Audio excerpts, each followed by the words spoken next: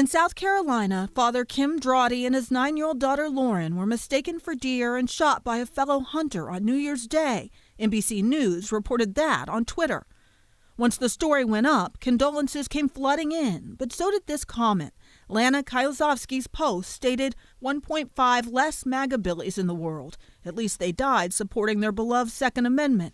The outrage was instant, with angry comments directed at her. My Northwest published an article about it and her connection to a Seattle business, St. John's Bar and Eatery.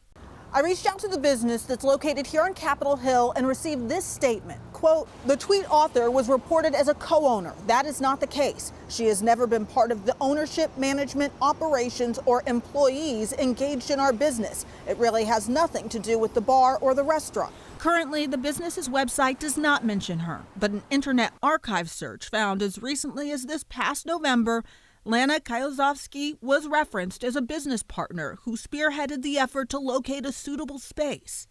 We attempted to contact her. Her husband said the family could not comment at this time. He did say he is involved with the Capitol Hill business, but his wife is not. For now, the business's Facebook page has been taken down and her Twitter account has been deactivated.